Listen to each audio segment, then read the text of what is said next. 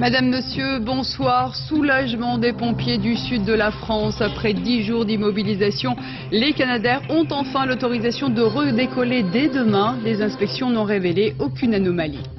Comme sur les routes, les contrôles se multiplient aussi sur les sites touristiques. Les agents de la répression des fraudes traquent les abus de l'été pour rassurer les vacanciers et les inciter à consommer en toute tranquillité.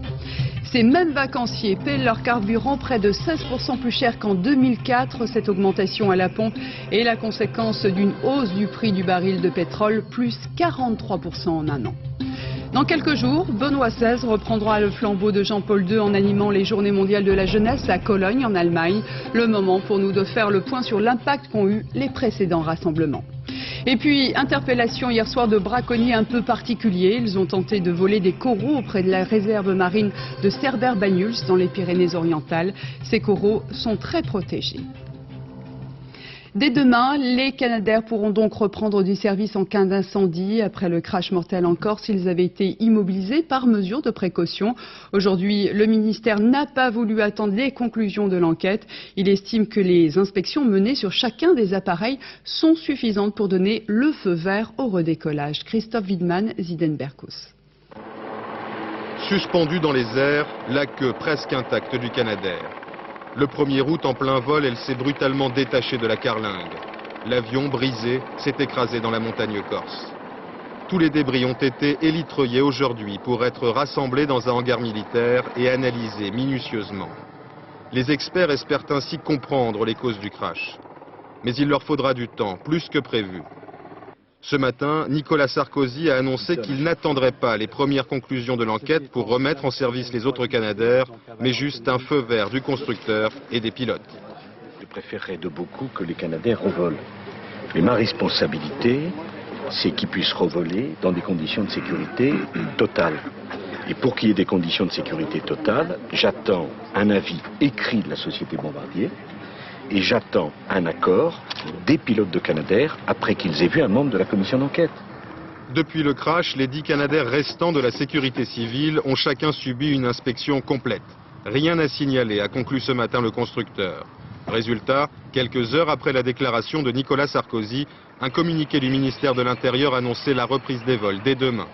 Les pilotes de la base de Marignane ont accepté de reprendre leur travail après avoir rencontré un responsable de l'enquête. Selon nos informations, les experts n'ont pour l'instant détecté aucun problème de structure dans l'appareil qui s'est écrasé. Ils travailleraient en priorité sur l'hypothèse d'une explosion accidentelle à l'intérieur de l'avion. On l'imagine, c'est bien sûr un soulagement pour les sapeurs-pompiers du sud de la France. Pendant 10 jours, ils avaient dû se passer des Canadair et compter uniquement sur les trackers, le Dash 8 et les hélicoptères. Des pompiers aujourd'hui épuisés qui doivent en plus gérer la mauvaise humeur de la population. Certains habitants sont en colère. Ils ont dû eux-mêmes combattre le feu autour de leur maison. Caroline Gauthier, Édouard Perrin. Mon mari a défendu la maison avec mon fils, mon beau-fils et mamie. Et on n'a pas vu de pompiers. Cette réflexion, ce reproche, le capitaine Fernandez l'a déjà entendu des dizaines de fois ces derniers jours, et sur un ton souvent beaucoup plus véhément. Mais aujourd'hui, c'est lui, le sapeur-pompier, qui est en colère. Tout le monde veut, même ceux qui sont très loin du feu, voudraient qu'effectivement, préventivement, ils voudraient un camion par maison pour les rassurer. Quand on sait qu'il y a des milliers de maisons sur un feu comme celui-ci qui a fait 500 hectares, comment voulez-vous qu'on mette un camion par maison? C'est pas possible. 390 départs de feu en une semaine, les pompiers des Bouches-du-Rhône ont vécu l'enfer face aux flammes, mais aussi face aux habitants qui les ont pris à partie. Le capitaine de la caserne de Rognac, bien connu pour son franc-parler, nous montre ces nouvelles constructions au cœur des bois, des sites à très haut risque.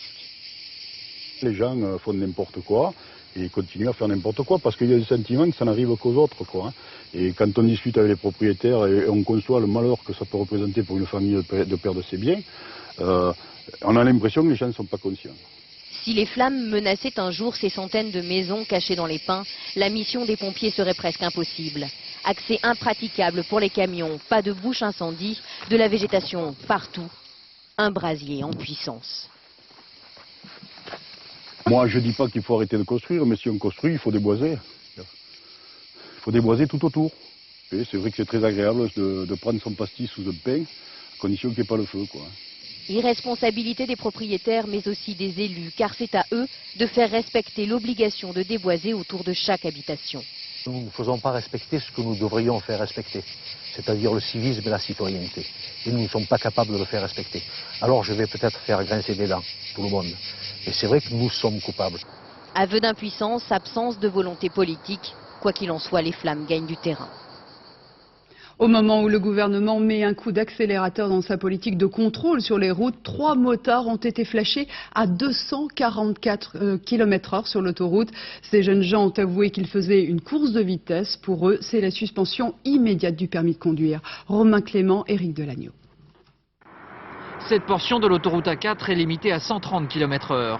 Hier, aux commandes de leurs 600 cm3, 3 motards de 22 à 25 ans se tirent la bourre, comme ils disent, c'est-à-dire qu'ils font la course.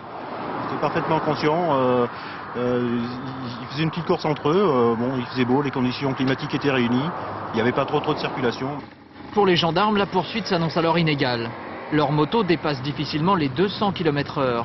Mais à l'approche d'un péage, les 3 chauffards quittent l'autoroute. Ils sont rattrapés au pilotage après plusieurs virages délicats. La sortie de l'autoroute, bon, elle se rétrécit en une voie, il y a 2 virages successifs. Il y avait pas mal de voitures à ce moment-là, donc ça nous a permis de remonter jusqu'aux usagers assez rapidement. C'est vrai qu'il y a une grande part d'inconscience de la part de ces gens-là, quoi. Maintenant, c'est vrai que pas mal de camarades à eux font aujourd'hui la même chose et continueront demain, c'est ce qui est un peu regrettable. Sur circuit, cet après-midi, nous avons pu évaluer la distance de freinage des motos lancées à 200 km/h. Une petite cylindrée va plutôt freiner aux alentours des 100 mètres alors qu'un 1000 cm3 va freiner aux 150 mètres, la première quille. Autrement dit, à 244 km/h, les 3 chauffards avaient besoin de près de 150 mètres pour s'arrêter. Envisageable sur circuit, suicidaire, voire meurtrier sur route ouverte. Ils sont irresponsables parce que ça ne se fait pas sur la route, il y a des endroits qui sont faits pour, c'est les circuits. Et là, ça pose une autre question qui est combien de circuits en France sont ouverts au grand public justement pour pouvoir, comme ils ont dit, se tirer la bourre. Et bien en France, il n'y en a qu'un seul et c'est le circuit Carole à côté de la région parisienne. Les 3 chauffards, eux, ne reconduiront pas de sitôt. Ils risquent une longue suspension, voire une annulation de permis et une très forte amende. Il n'y a pas que sur les routes où les contrôles sont renforcés, les infrastructures touristiques, elles aussi, sont régulièrement visitées par les agents de la répression des fraudes. Ces contrôles ont été multipliés par 2 au mois d'août. L'objectif, protéger au maximum les consommateurs pour relancer leur envie d'acheter. Reportage sur un marché à Saint-Rémy-de-Provence, François-Julien Piednoir, Christophe Larocca. De drôles de touristes sillonnent Saint-Rémy-de-Provence. Thermomètre en main, l'œil affûté. Ils font aussi leur marché, mais de contrefaçon et autres infractions. Bonjour. Bonjour. Le service de la répression des fraudes. Oui. Pour ces contrôleurs, ces appétissants fromages, par exemple, dégagent une forte odeur de fraude. Donc là, il y a un petit souci quand même parce qu'il n'a pas de vitrine réfrigérée et donc il vend des fromages sur lesquels le fabricant a indiqué qu'il fallait conserver les fromages à plus de 6 degrés. À moins de 6 degrés, pardon. 19 degrés au lieu de 6. Le fromager n'est pas aux normes. Aujourd'hui, pas de PV, il a promis de s'équiper, mais à quel prix? 250 000 francs pour mettre en ordre entre le camion, les remorques. Sinon, la prochaine fois, c'est 1 500 € par fromage. Pour une publicité mensongère, comptez 37 000 € et 2 ans d'emprisonnement. Les contrôles ont été multipliés par 2 cet été. Objectif, protéger le tourisme. Il veut emmener un petit souvenir de la région où il a passé ses vacances. Et en fait, bon, si c'est un produit qui vient d'Espagne ou voire de Chine, et en fait, bon, bah, il est trompé dans l'affaire. Mais la présence des contrôleurs perturbe un peu l'harmonie du marché. Bon, les gens, quand ils voient ça, hop, ils s'en vont. On perd des ventes avec cette histoire. Il y en a en ce moment? Ah, je sais pas, peut-être. 2 fois par semaine, ils s'invitent aussi dans les restaurants. Pas pour manger, bien sûr, mais vérifier que la dorade est au frigo ou que les escalopes ne sont pas périmées. Ici, aucune infraction. Avant, on savait que si le contrôleur d'hygiène était passé, pendant quelques années, on était tranquille. Donc maintenant, il faut être aux normes tout le temps. Ils sont 2400 contrôleurs à parcourir la France pour que le touriste passe de bonnes vacances et surtout dépense son argent. Et dans leur budget, les vacanciers doivent prévoir une petite réserve pour leur achat d'essence. Le plein de carburant coûte aujourd'hui 16% plus cher qu'il y a un an. C'est la conséquence directe de la flambée continue des prix du baril de pétrole. Aujourd'hui, il s'est négocié à un peu plus de 64 $. C'est 20 $ de plus qu'en août 2004. En un an, le baril a augmenté de 43%. Et les analystes prévoient d'autres hausses et donc de nouvelles répercussions sur les prix à la pompe. Dominique Chimbakala, Laurent Hirsch, Samuel Humez. La station-service l'affirme elle-même, vous allez faire le plein moins souvent, mais pas pour les raisons espérées, l'addition grimpe vite. Ça va, plus ça augmente en plus. Donc je suis pas content du tout. C'est de plus en plus cher. Après, en plus, les vacances, il faut les payer. Souvent, il y a la location à payer. Après, il faut payer les courses. Après, il y a l'essence encore à payer. Je pense que c'est plus des vacances, ça. Depuis un an, les prix à la pompe n'ont cessé d'augmenter. Jusqu'à 1,20 € le litre de sans-plomb, 1,05 € pour le gasoil. Du coup, les associations exigent des réductions d'impôts, comme pour certains professionnels. Je pense effectivement aux routiers, aux pêcheurs et d'autres professions qui bénéficient de ristournes données par le gouvernement. Alors que l'automobiliste est le seul à subir de plein fouet toutes les augmentations successives que nous connaissons depuis plus d'1 an. Des ressources en pétrole toujours plus rares pour une consommation toujours plus forte. C'est l'équation de cette flambée des prix qui se répercute à la pompe. Alors approche-t-on de la barre symbolique d'1,50 € le litre de carburant? Les spécialistes s'inquiètent, les pétroliers tempèrent. On arriverait à des situations extrêmes à partir du moment où on serait proche des limites de production. On serait proche des limites physiques de production. Mais on parle d'une situation comme celle-là dans plusieurs dizaines d'années. Ce n'est pas du tout la situation d'aujourd'hui. En attendant, le marché reste tendu et les prix du pétrole sensibles aux soubresauts géopolitiques. Les prix à la pompe n'ont pas fini d'augmenter. L'été n'est pas encore fini qu'on parle déjà des vêtements d'hiver, rien à voir avec la mode, on parle chiffres, les chaînes de distribution sont inquiètes, leurs cargaisons de pulls et de pantalons venus de Chine sont bloquées en douane. Les quotas 2005 imposés en juin dernier par l'Union européenne sont déjà atteints. Céline Crespi, Élise Menant. Dans les ports européens, les stocks de vêtements s'entassent et s'empilent. 17 millions de pulls sont actuellement bloqués dans les ports de Rotterdam et de Chine. La seule marque CEA aurait 1 million de ces produits en attente. Impossible en effet depuis lundi de les faire rentrer en Europe car le volume des importations de textiles chinois autorisés pour toute l'année vient d'être dépassé, les fameux quotas textiles. Les distributeurs crient au loup. C'est évidemment très gênant pour les distributeurs qui comptaient sur cette marchandise qui a été commandée il y a déjà longtemps et de plus qui a été payée. Et donc aujourd'hui, ce qu'on espère, c'est qu'un peu d'assouplissement de la part en particulier de Bruxelles. Les règles qu'ils veulent assouplir ont été négociées en juin. Elles limitent la hausse des importations chinoises de 8 à 12,5% par an. Les distributeurs se disent pris au piège, d'autres, comme ce transitaire de marchandises, nuancent.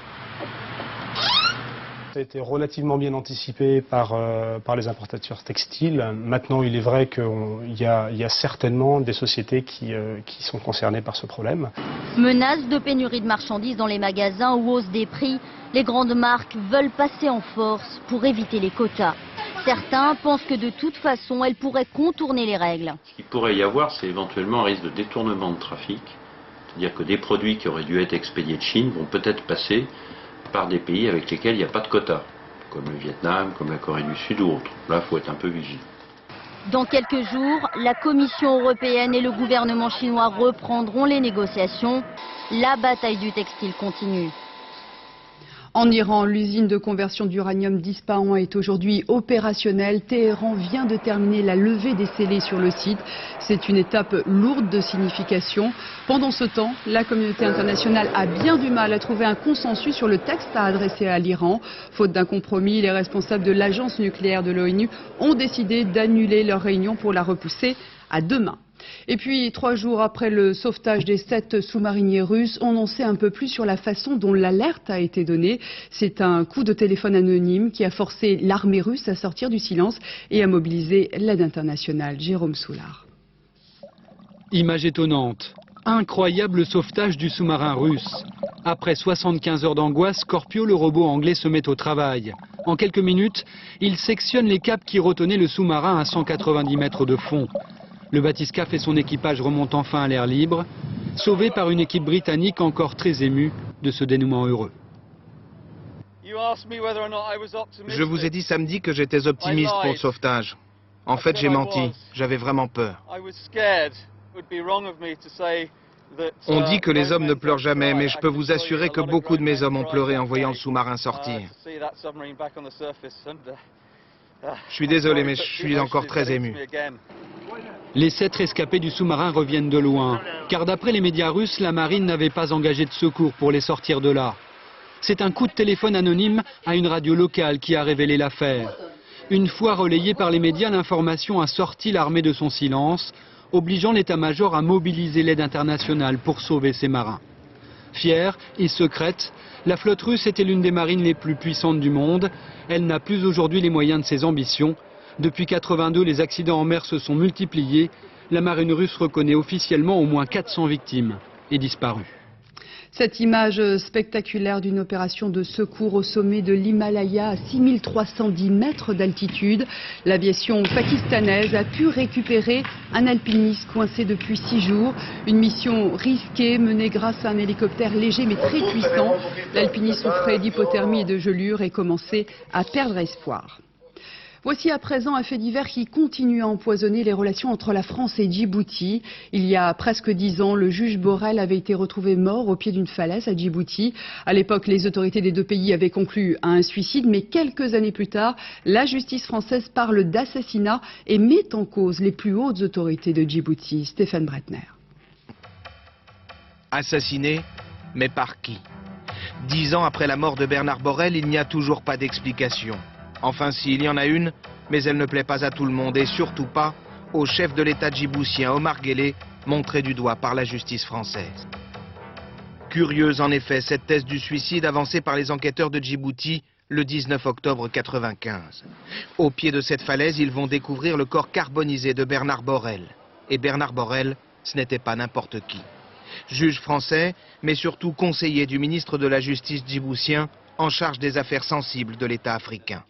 Son épouse ne croit pas au suicide. Après 8 ans de combat judiciaire fin 2003, des expertises médico-légales montrent que le corps de Bernard Borrell porte les traces de 2 combustibles et un coup derrière la tête.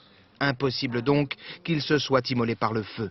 Pour la première fois, la juge d'instruction reconnaît que le magistrat a bien été assassiné. On a perdu trop de temps dans le dossier de mon mari. On s'est fourvoyé. Volontairement, involontairement, j'en sais rien. J'ai une petite idée, mais bon. En clair, elle pense que la France a voulu étouffer l'affaire. Et l'année dernière, l'enquête met en cause le président de Djibouti et son entourage. Bernard Borrell, à l'époque, détenait peut-être la preuve qu'Omar Guelleh était le commanditaire d'un attentat contre des Français en 90 dans ce café de Djibouti. Ce serait pour le faire taire qu'il aurait été supprimé.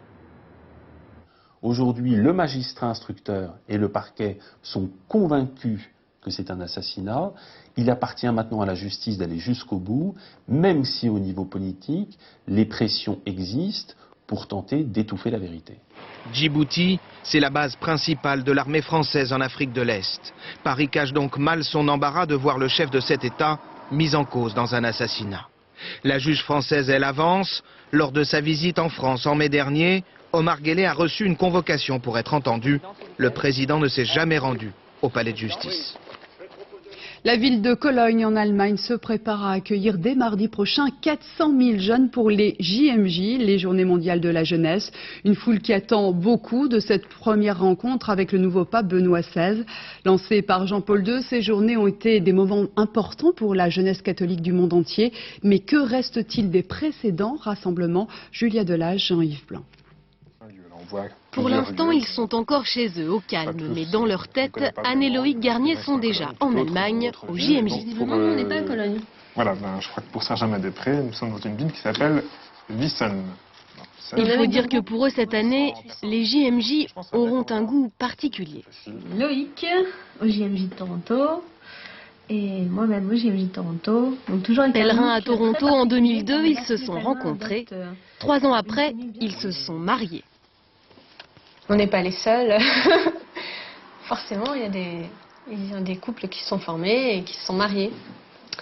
C'est ça aussi beaucoup de... c'est... Ça fait partie aussi des JMJ. Bon, c'est pas la vocation des JMJ. Il n'empêche, des mariages et des enfants, l'avocat du diable dirait que c'est un peu tout ce qu'il reste après les JMJ. En 1981, 26% des Français se disaient sans religion.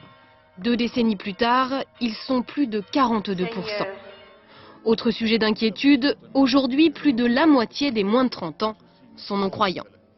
Rajeunir une communauté qui vieillit, c'est un défi que les JMJ ont parfois du mal à relever, mais elles ont aussi une autre mission. Ça fidélise ceux qui sont déjà là, j'ai envie de dire. C'est surtout ça. Et puis, ça a un effet médiatique incontestable. C'est-à-dire que ça attire l'attention des médias sur le fait que le catholicisme en Europe n'est pas mort et qu'il y a des jeunes qui sont l'avenir de l'Église, qui savent se mobiliser. En 20 ans, les JMJ ont donné une identité à des millions de jeunes catholiques. La semaine prochaine à Cologne, la génération Jean-Paul II accueillera Benoît XVI, un test capital pour le nouveau pape en attente de reconnaissance. Pointé du doigt hier par le magazine UFC Que Choisir, les producteurs de maïs se défendent aujourd'hui d'aggraver la sécheresse en irriguant leurs champs. En tout cas, le débat est lancé sur la façon dont travaillent aujourd'hui les exploitants agricoles. Rencontre de deux agriculteurs qui ont deux visions bien différentes de leur métier. Anouk Burel, Alain Tarigrand. Ici, la récolte commence un mois avant l'heure. Et quelle récolte? Les maïs sont si secs et si petits qu'il ne sert à rien d'attendre le mois de septembre. Sécheresse, irrigation tardive. Dans les Deux-Sèvres, un peu plus loin, Pierre Trouva sait qu'il va perdre la moitié de sa récolte. Vous voyez là des maïs qui n'ont pas été irrigués ou pratiquement pas du tout, donc qui sont dans une situation catastrophique où il y aura peu de récolte de tiges et absolument aucun grain. Il n'a le droit d'arroser ses champs que la nuit, 4 soirs par semaine. Malgré les pertes, la sécheresse, les restrictions d'eau, Pierre Trouva continue de croire à l'irrigation. L'irrigation a un avenir bien évident, bien évidemment, puisque on milite fortement pour les retenues de substitution, donc qui sont des procédés qui permettent de stocker de l'eau au moment où il y en a beaucoup, et donc de la restituer au moment où il y en a beaucoup moins, c'est-à-dire en été. En attendant, l'irrigation agricole utilise 85% de la ressource en eau en période estivale dans la région Poitou-Charentes. Pour les verts, il faut sortir de ce système. L'irrigation du maïs en particulier, telle qu'elle est pratiquée en Poitou-Charentes, telle qu'elle a augmenté de manière considérable en Poitou-Charentes, est condamnée. On voit maintenant que la ressource n'est plus adaptée aux besoins qui montent sans cesse de l'irrigation. Donc il faut faire marche arrière dans ce domaine. Dans ces champs de tournesol, Jean-Yves Caillé a plutôt l'impression d'aller de l'avant. Il pense qu'une autre agriculture est possible. Le tournesol, c'est une culture qui est peu exigeante en eau et qui se contente de l'appui du ciel, donc qui n'a pas besoin d'être irriguée. Dans les années 80, il a cru à l'agriculture intensive et il en est revenu. Aujourd'hui, il plante en fonction de la qualité de ses terres. L'agriculture de demain, c'est un petit peu l'agriculture d'hier, c'est-à-dire que la polyculture élevage. C'est pas revenir en arrière, c'est repenser ce qui se faisait en arrière et comment l'adapter pour demain. La sécheresse d'aujourd'hui ouvre le débat sur l'agriculture de demain. Pour l'heure, les aides européennes encouragent largement les irrigants à ne pas changer de voie. Hier soir, les gendarmes ont arrêté 4 hommes pris en flagrant délit de braconnage de corail rouge. Cela s'est passé près de la réserve marine de Cerbère-Banyuls dans les Pyrénées-Orientales. La pêche de ce corail est très réglementée dans cette zone protégée. Frédéric Monteil, Frédéric Bonne. Voici le butin. 2 kg et 300 grammes de corail rouge. Valeur estimée 2 000 à 3 000 euros. Ce sac chargé de corail, les gendarmes et les brigades nautiques l'ont retrouvé au large de Cerbère, près de ce cap qui marque la frontière espagnole. Hier, sous l'eau, les forces de l'ordre ont surpris en pleine pêche 4 braconniers présumés, 4 Espagnols. Cet après-midi, la gendarmerie maritime cherche encore des pièces à conviction. Résultat, un couteau puis un sac vide, sans doute abandonné par les braconniers supposés. À 30 mètres de profondeur, les plongeurs découvrent des fonds marins dévastés. Après avoir pillé les côtes espagnoles, les voleurs de la mer s'attaquent au dernier sanctuaire de corail rouge en France, tout près de la réserve marine de Banyuls-Cerbère. Une réserve jalousement défendue par ces plongeurs professionnels. T'as remarqué? Ouais. On a que du petit corail, pas une seule grosse mouche. La plus grosse, elle doit faire 5 cm à tout casser. C'est un animal qui met énormément de temps à constituer son squelette. Sa poussée est très lente, de l'ordre de 3 à 5 cm tous les 10 ans. Et pour constituer une belle branche de corail, il faudra environ 30 à 50 ans, selon les dernières estimations des scientifiques. Fragile et rare, l'or rouge de la mer se revend 1000 à 1500 euros le kilo. Depuis l'Antiquité, les joailliers le transforment en bijoux, des porte-bonheur, mais pas de chance pour les 4 braconniers supposés. Leur matériel de pêche a été confisqué. Les 4 Espagnols risquent 22 500 € d'amende. Alors qu'une partie des Français profitent du soleil du mois d'août, un rapport remis au ministère rappelle les dangers des ultraviolets.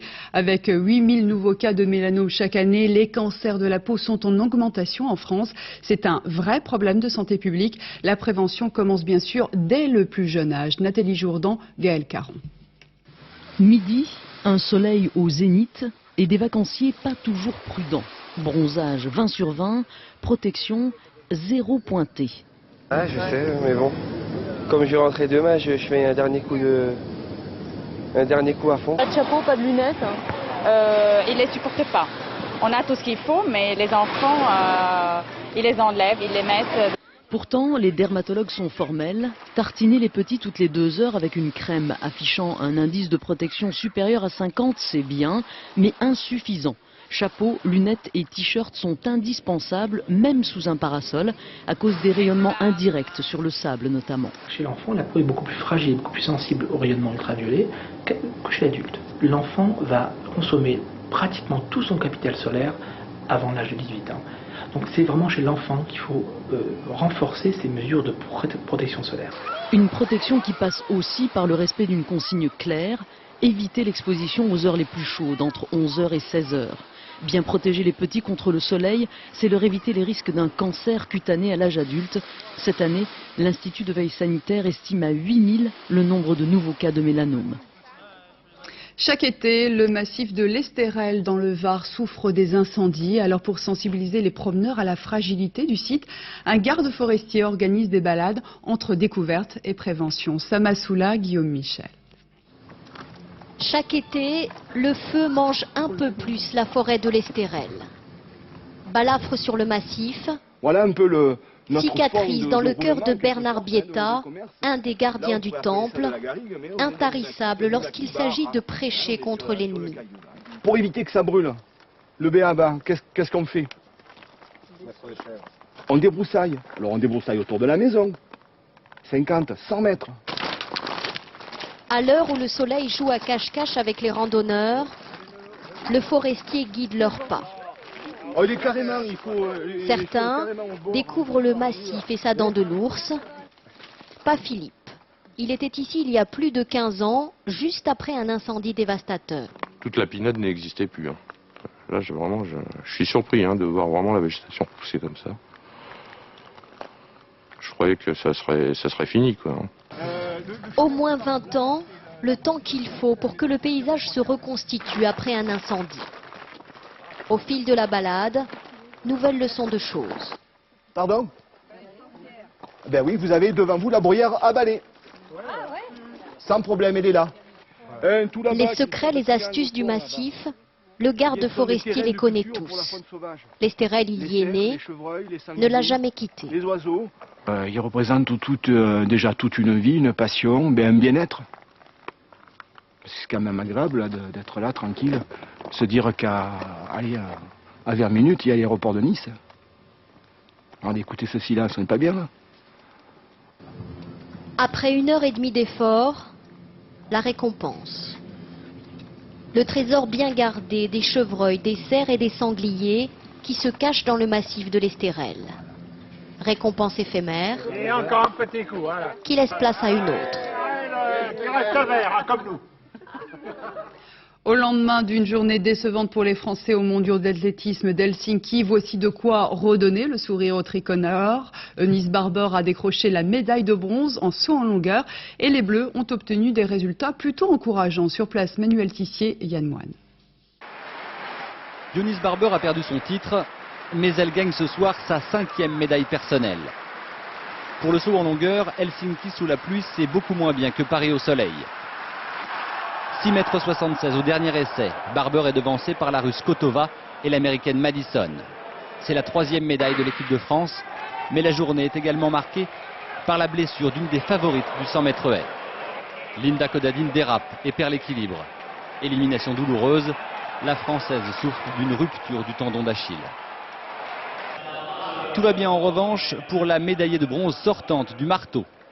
Manuela Montebrun s'est qualifiée pour la finale avec le 3e meilleur jet. 71 mètres 63. Christine Aron aussi a pris un excellent départ dans les séries de 200 mètres.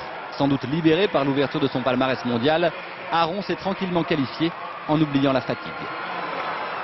Le réveil ce matin était super difficile. Le corps un peu raide, quoi, les ischios. J'ai des courbatures et puis bon, je me suis dit bon, de toute façon, il faut se qualifier. Bonne journée aussi pour Ladji Doucouré. Le recordman de France du 110 mètres haies tient son billet pour les demi-finales. Une qualification tranquille. Un petit chrono, mais le vent contraire soufflait fort. Doucouré reste un candidat très crédible à la médaille d'or vendredi.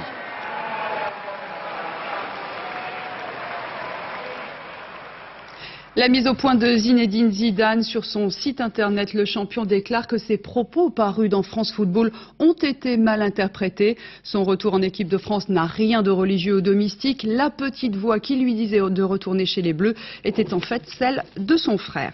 Et toujours en football, en tour préliminaire de la Ligue des Champions, Monaco a perdu 1-0 face au Betis Séville. En finale de la Coupe Intertoto, 1-1 entre Lens et les Roumains de Cluj. Et toujours en Coupe Intertoto, défaite de l'Olympique de Marseille hier soir à la Corogne, 2-0, 2 buts inscrits en deuxième période. Le match retour s'annonce donc difficile. Quand Metallica, l'un des plus grands groupes de hard rock, accepte la présence d'une caméra pendant 3 ans, cela donne un DVD détonnant. 2 réalisateurs ont partagé l'intimité des musiciens entre thérapie de groupe et mise à nu des sentiments. Un documentaire sans précédent qu'ont vu pour nous Emmanuel Lambert, Yann Moine. Drôle d'endroit, drôle de spectateurs pour un concert de Metallica. Bienvenue à Saint-Quentin, près de San Francisco, dans l'une des prisons les plus dures des États-Unis. Sur scène, les mauvais garçons du rock rencontrent les mauvais garçons de la vie. Si je n'avais pas eu la musique dans ma vie, j'aurais très bien pu me retrouver ici, ou même être mort.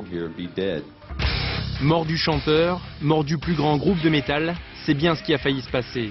Voici l'histoire de l'enregistrement de leur dernier album. 3 ans de tournage, 1600 heures d'enregistrement. Jamais un documentaire rock n'était allé aussi loin. Les musiciens ont tout laissé filmer, à commencer par les scènes d'enregistrement où rien ne va plus. Tu peux m'expliquer ce que tu fais là? Mais rien du tout, c'est toi, t'es assis là avec ton attitude d'abruti. Tu fais vraiment avancer les choses, toi. T'es très fort.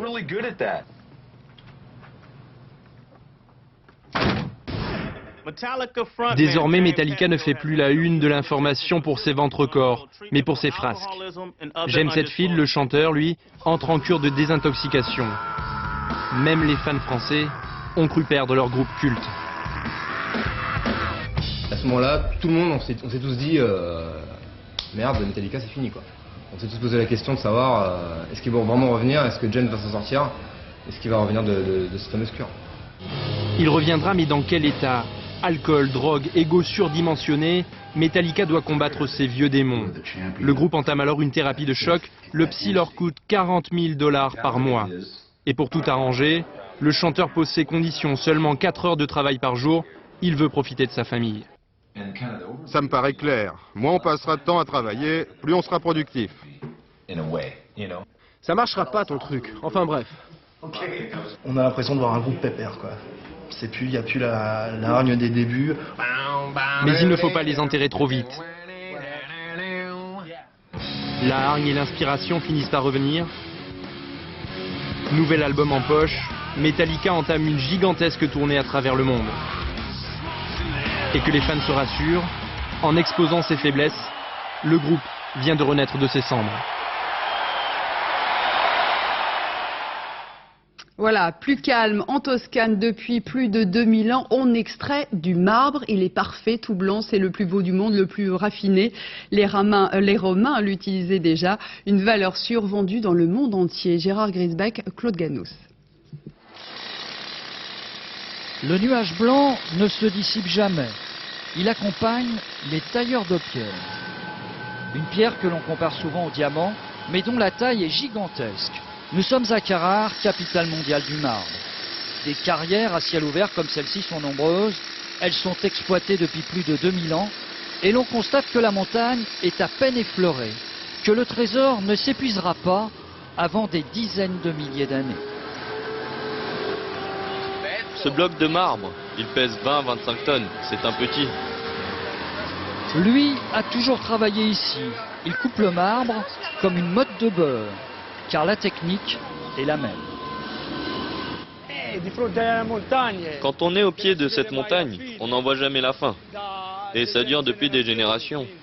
On se sent vraiment tout petit, une toute petite chose. Cette montagne nourrit donc toute la région. Le marbre de Carrare est très recherché pour sa qualité, sa pureté.